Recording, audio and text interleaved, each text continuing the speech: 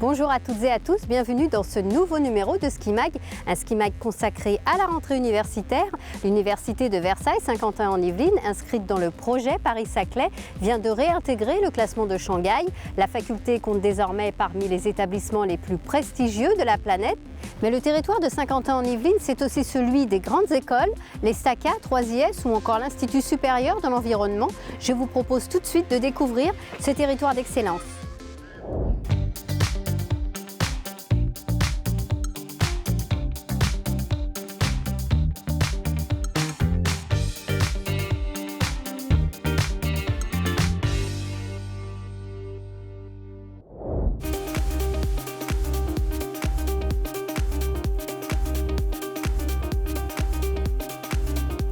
Elle fait partie des 500 universités de Shanghai, donc ça permet d'avoir un meilleur CV. Il y a moins de monde que dans les universités parisiennes, du coup on est plus suivi par les profs, on n'est pas anonyme. Tout se passe très bien, donc il n'y a pas de problème.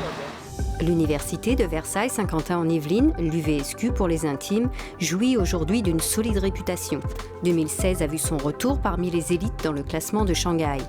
Du haut de ses 25 printemps, l'université yvelinoise fait partie du top 500 des établissements les plus prestigieux de la planète, tels qu'Harvard et Cambridge. Son ancrage au sein de l'initiative d'excellence ou IDEX Paris-Saclay n'y est pas étranger. L'IDEX réunit 18 établissements d'enseignement supérieur et de recherche de la région reconnus pour leur excellence scientifique et pédagogique.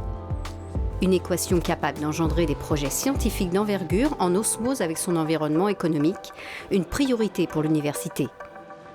Quand Didier Guillemot a été élu le 10 mai, ça faisait partie de son projet de campagne de promouvoir le positionnement de l'UVSQ dans le projet Paris-Saclay pour défendre, pour être force de proposition au sein de ce regroupement d'établissements qui vont former Paris-Saclay. L'UVSQ se veut aujourd'hui force de proposition dans ce projet.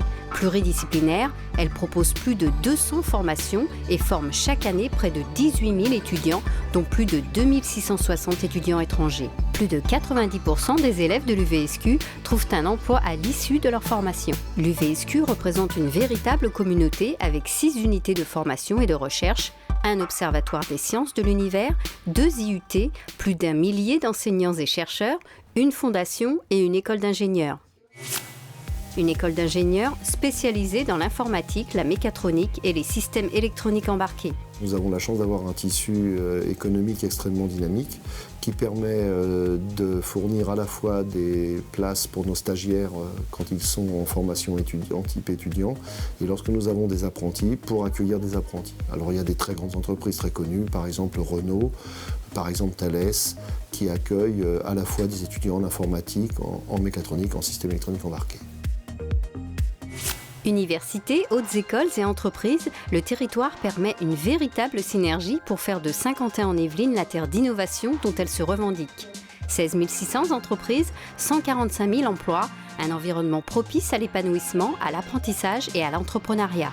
Le tout à 30 minutes de la capitale. Vu ces résultats, maintenant nous pouvons rentrer dans le processus de créer cette fameuse université française qui s'appelle Paris-Saclay et qui regrouperait à peu près ce qu'il y a de meilleur quand même en France au niveau des grandes écoles, que ce soit Polytechnique, Supélec ou bien HEC, avec ces 2 universités, Paris-Sud et Saint-Quentin. Et là, on passerait de 20 000 à 60 000 étudiants, et là vous auriez ce nouveau campus Paris-Saclay qui pourrait non seulement pas rentrer dans les 500 premiers, mais dans le top 20 des meilleures universités au monde. Là, vous auriez quasiment 10% de la recherche française. Vous avez déjà en gros 3 prix Nobel de physique qui sont sortis, 6 médailles Fields et pas moins de 5700 doctorants. Un projet de longue haleine, mais Jean-Michel Fourgousse rappelle que toutes les conditions sont réunies pour faire de Paris-Saclay une réussite. Vous avez un pôle d'excellence française qui doit devenir demain, je pense, la Silicon Valley française, puisque je vous rappelle que le MIT, l'université de MIT, a déjà classé cet espace de Saint-Quentin à Saclay dans les 8 zones mondiales d'innovation. Donc vous avez toutes les conditions, bien sûr, pour réussir ce pari. Mais c'est très bien parti, indiscutablement. Licence, master, laboratoire, recherche, l'université a atteint les objectifs qu'elle s'était fixés. Place désormais au bien-être, au bien-vivre. L'agglomération met à disposition une offre pléthorique de logements étudiants.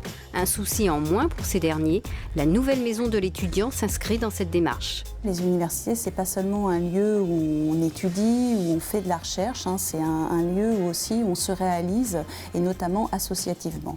Et donc à l'UVSQ, on a de nombreuses associations étudiantes, et ces associations disposaient de locaux répartis dans les différents campus, mais pas d'un lieu de vie commun. Ça, c'est vraiment quelque chose qui manquait.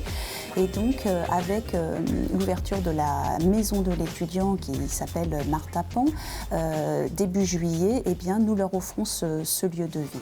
Services de la vie étudiante, santé, logement, vie culturelle cohabitent désormais avec les associations pour plus d'interactions. C'est aussi en cette rentrée un véritable guichet unique pour faciliter les étudiants dans leur démarche. Maintenant, les inscriptions des étudiants sont complètement dématérialisées, donc ils peuvent faire ça de chez eux, mais certains étudiants ont des soucis. Donc ils peuvent venir à la MDE, et là, à la MDE, ils sont guidés, il y a des postes informatiques, il y a des vacataires qui vont leur expliquer comment s'inscrire. Une fois qu'ils se seront inscrits, on va les orienter vers le service logement, parce qu'on sait que c'est vraiment une priorité.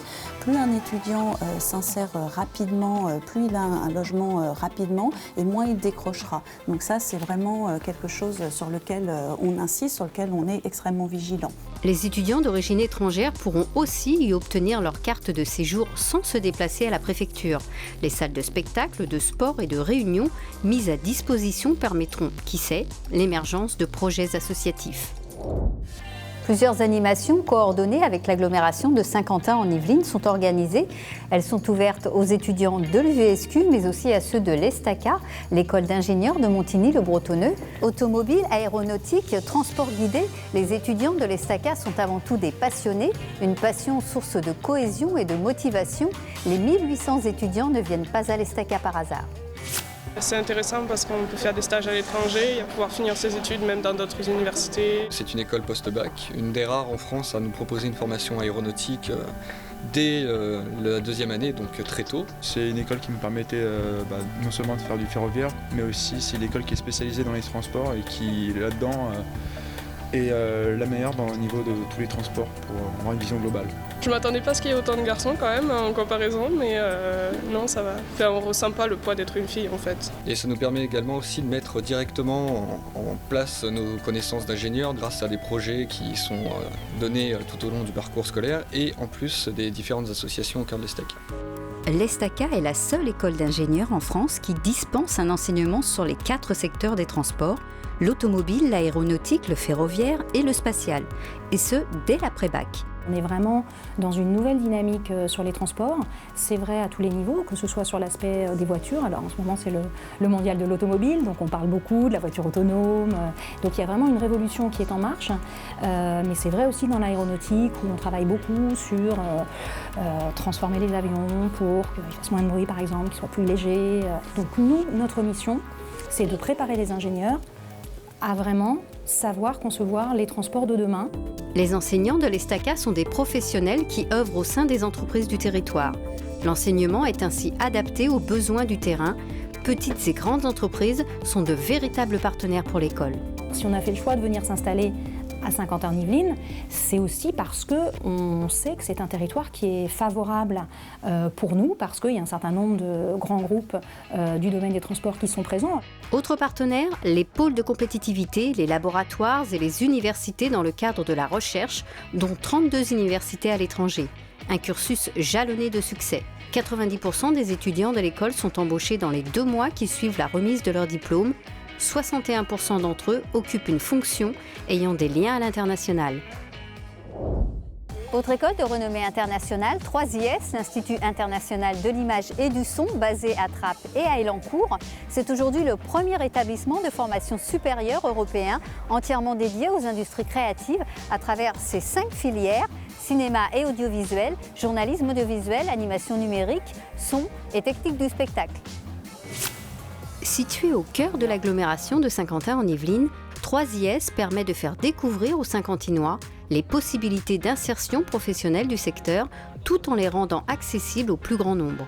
Et les étudiants ne s'y sont pas trompés. Le matériel mis à disposition pour les projets perso. Bon espace pour travailler. Les intervenants qui sont vraiment cool. Parfait pour le journalisme. L'interaction entre toutes les filières et le nombre de filières disponibles. Le cinéma, l'art du spectacle et le fait de travailler tout ensemble, ça apporte une certaine diversité. Il y a vraiment une cohésion de groupe et ça me plaît. 5 plateaux de tournage, dont un entièrement consacré à la télévision, une salle de rédaction, 40 salles de cours, des régies complètes, des amphis.